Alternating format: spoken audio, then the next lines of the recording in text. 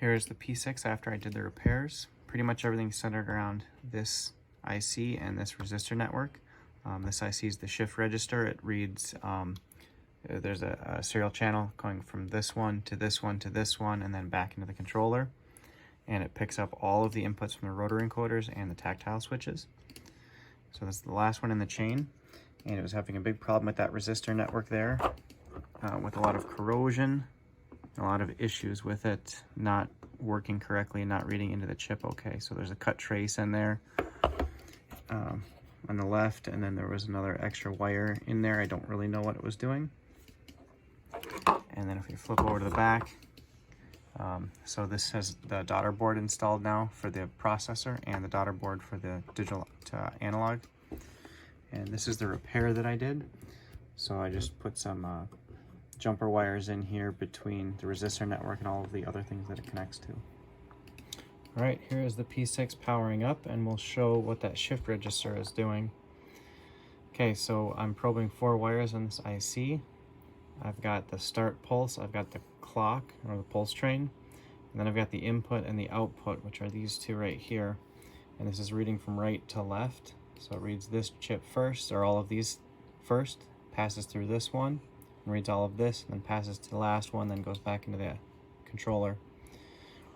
And so the input and the output, you'll see if I play with this one, which is in the middle, we see it's occupying these first 8 bits, and then they get shifted over by 8 and brought down, and then this is occupying the next 8 bits, which gets shifted over and brought down over there. And then the last one, which is reading these 2 encoders with button presses, and these ones and this.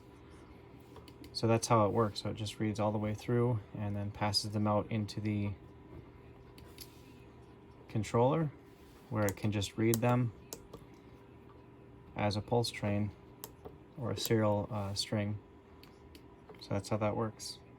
So I was also curious, since I'm all set up on here, since it's polling these instead of doing an interrupt, to know when you press a button. I was wondering how fast it actually reads. So we can take a look on here, and I'll zoom out a little bit until we can see the next reads as they come through. So if I position it like this, I'll just push it over a little bit, and I'll put my cursor on. I've got 1 millisecond between these. I'll just line it up. So it's right at about 1 millisecond, so about 100 times a second it's going through and reading. And we can actually see a little bit of jitter going on in here. So there's a lot of different things going on in the processor, but for this application, that seems to be okay and doesn't seem to bother it.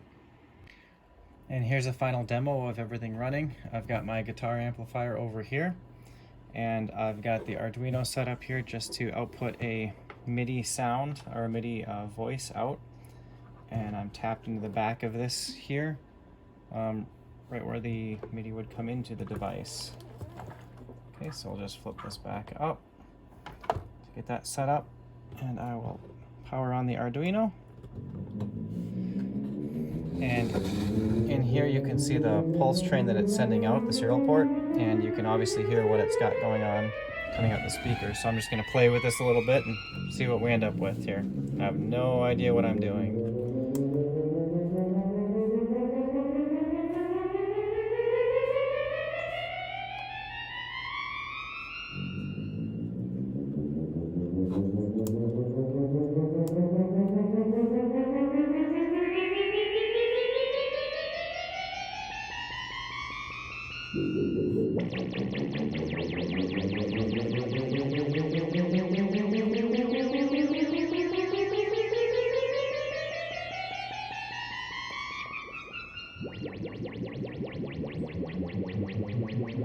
Of course, we can see it's sending basically the same data every time.